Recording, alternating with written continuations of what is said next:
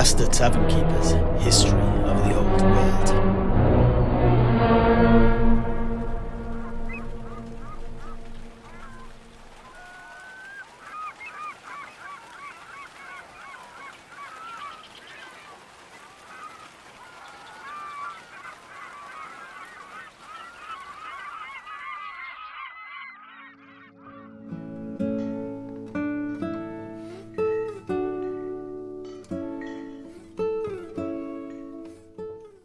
So, Sedrik, after your ghostly encounter near the Isle of Wights, you said you were going to somewhere called Muddy Point to get on your ship to leave Albion. What and where is this then?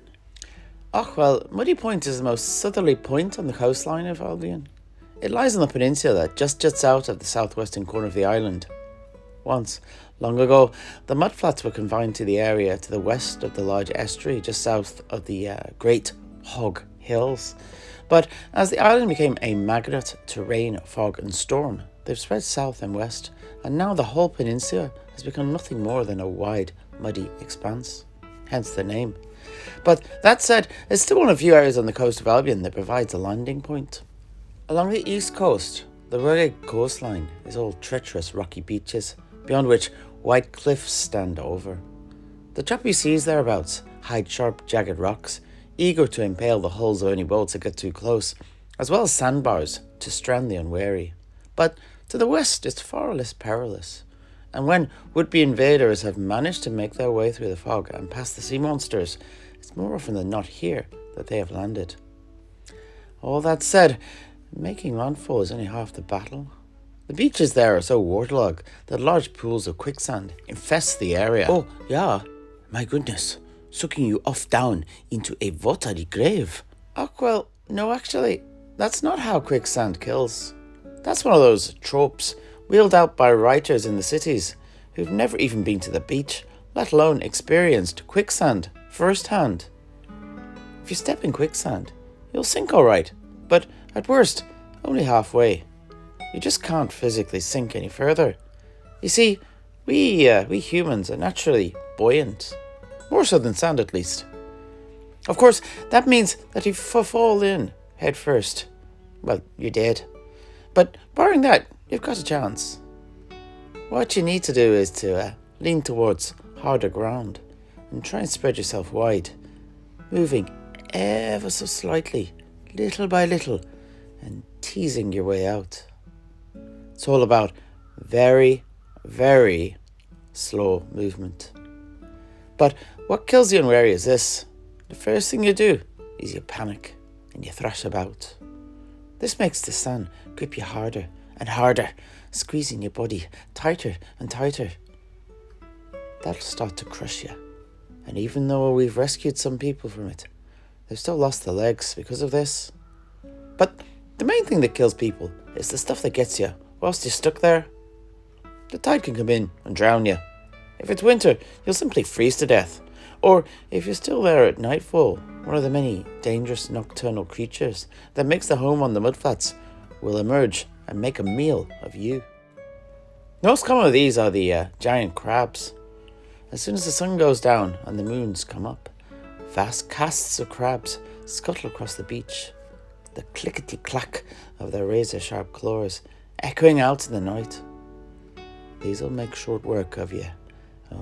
Especially if you're trapped in the sands and you can't defend yourself. I can tell you that. Our group was actually ambushed by some of these as we moved to board our boat to leave Albion. We'd spent the day moving along the cliff tops to the east to try and avoid the worst of the mudflats. But eventually we had to descend to the water's edge to get on board. The sun had just set and Murchard had once more conjured up some fire to light our way. But as he did so, we saw an undulating wave of crab carapaces swarming out over the sands towards us. We had no choice. We ran. We ran like the sea itself was at our backs, threatening to swallow us up. The hard clack, clack of the crabs still got closer and closer, though. Our two protectors, Aidan and Braden, hurled sharp stones with pinpoint accuracy from their slings at the nearest of them, shots that would have caved in the skull of even an orc, but they merely bounced off the thick carapaces of the crabs. It was at this very moment that Maoláin, one of my 4 fellow Truthsayers, whose specialism was the magic of Haish, stepped up, placing himself between the oncoming horde and ourselves, and raising up his staff of light high. Fly, ye fools, whilst to hold them here. No one argued. We knew his magics were our best chance of surviving this, and so, with that, we continued running across the dark sands towards the Estalian merchant vessel that was waiting for us, as Maoláin began to chant. Karkalalug alla sagesi, Karkalalug alla sagesi, Karkalalug alla sagesi, Karkalalug alla sagesi, Karkalalug alla sagesi, Karkalalug. Suddenly, the sands beneath the cast of crabs began to seethe up as hundreds of hands, made up of near blinding light, began to claw their way from its surface and seize the legs of the horde of crustaceans, holding the largest of them fast whilst dragging the smaller ones down below to their deaths.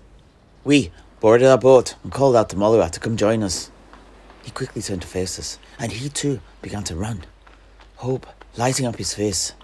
But then, behind him, the hands of light, known to us as the hands of Corcora, a Truthsayer from ancient times, were beginning to fade, and the remaining crabs resumed their pursuit. Closer and closer they came to Maoláin, but at the very moment we were sure he was to be caught and torn to pieces, Miranda, the captain of the Estalian boat, ordered his cannons fire on the remaining crabs.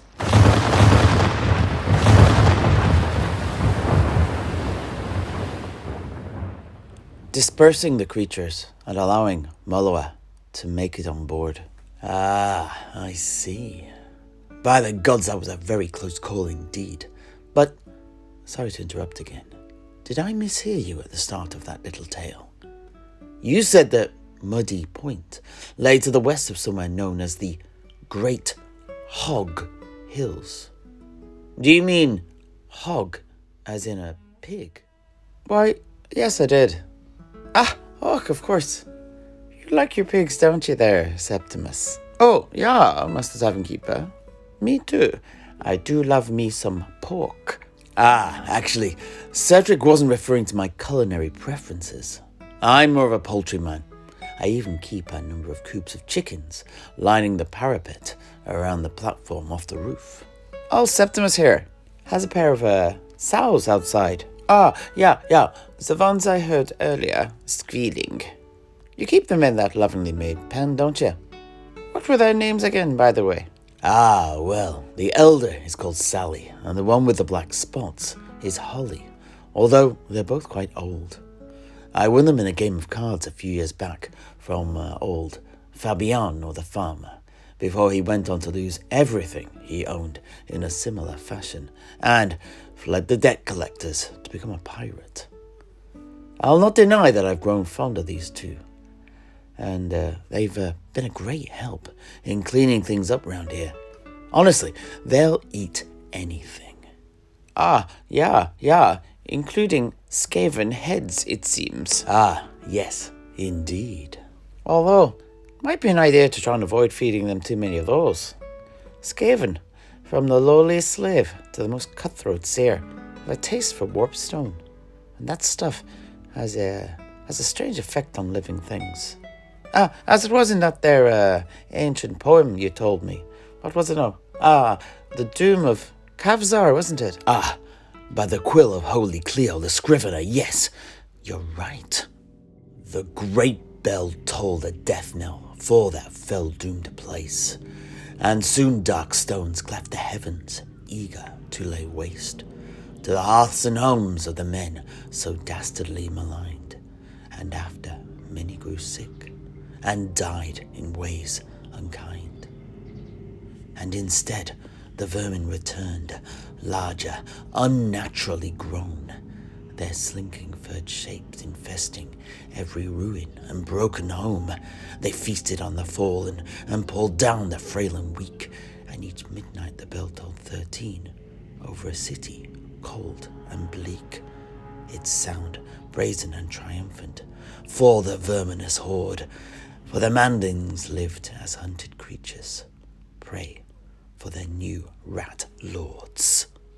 I'd not made the connection there at all. My girls have already consumed a whole clan rat that was snooping around the tavern at the outbreak of the invasion. I'd killed it with my mallet as I was breaking up some rotten barrels out back, and needed to get rid of the remains fast.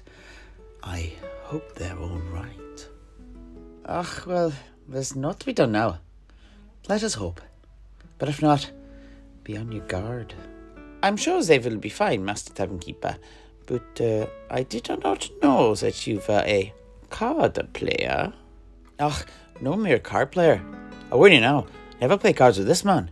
He will own your soul before the evening is finished.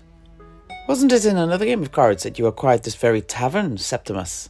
From Umberto the Unscrupulous, the vicious moneylender? Ah, yes, it was indeed.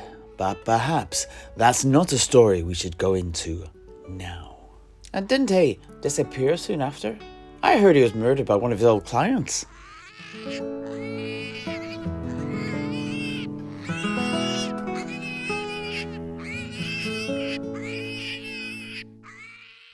Oh, what is up with the pigs? Probably just hungry. But anyway, I do not know anything about the disappearance of Umberto. I feel we should move on from this topic now. I've no desire to awaken unquiet spirits with more sleep on the rise. Yeah, Master Tavern Keeper. Let us turn our attention elsewhere then. Sedrik, you were about to talk about the Great Hogs of Albion, I believe. Indeed it was. I too do not touch the flesh of hog and boar, but for reasons different than mere preference and attachment. One of our oldest customs and beliefs is that the hog is a sacred animal. No Albionite would ever kill a hog for its meat or hide. Instead, they are allowed to freely roam around the island as they please, and as a result, grow to an enormous size. But they're not only different in bulk, when compared to the boars that you get here in the old world as ridden by the orcs, they're also different in character too. The boars of Albion are nowhere near as ill-tempered and vicious as the beasts you get here. You're not likely to find a giant hog of Albion on the battlefield, for instance. They're far too busy rooting around in the ground, snuffling out grubs, and they'll only become menacing if you interrupt them as they're feeding. But we too, here in the old world, have even larger boars than the run-of-the-mill pigs that you see many orcs riding upon. Oh really? I've not encountered any of them. Where'd you find those? Well, these especially large and aggressive boars are only found in the Badlands. The orcs breed them to be completely carnivorous, extremely belligerent, and twice the size of your average boar. The orcs then employ them as mounts for the most vicious of their kind. Do these then perhaps resemble your hogs of Albion, at least superficially? Well, in size perhaps. Their origins couldn't be more different though.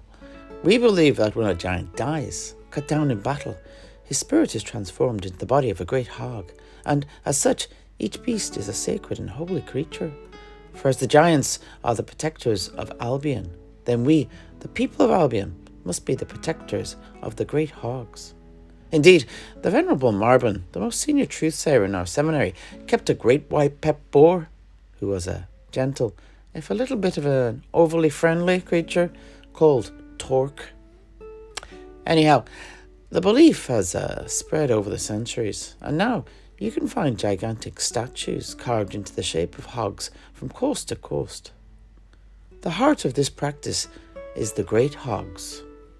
Here you can see huge drawings, hundreds of feet in length, carved into the hills, very much like the depiction of the giant bollocks I mentioned earlier, if you recall.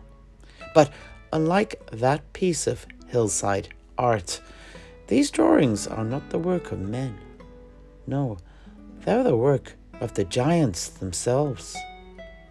At the seminary, before his accident, the ancient giant Magrig the Wise taught us Truthsayers that each one is drawn to preserve the memory of one of the legendary great giant kings of Albion, whose reigns harken back to their earliest days when they served the old ones directly in lockstep with the first Truthsayers. Magrig also told us about an ancient legend told by the giants, the legend of the Big One. Oh, yeah? Now this sounds like my kind of legend. It might be different than what you're thinking about, Heinrich, but anyhow, it tells of a gigantic giant riding a mighty hog who will return to lead them to glory and take the giants to the long-lost kingdom far to the east, a mythical realm where the trees tower over the giants' heads and beasts as large and hard as great boulders prowl rich grasslands. Oh, that can only be the ancient land of the Sky Titans. Aye, I do believe so. The one you told us about earlier.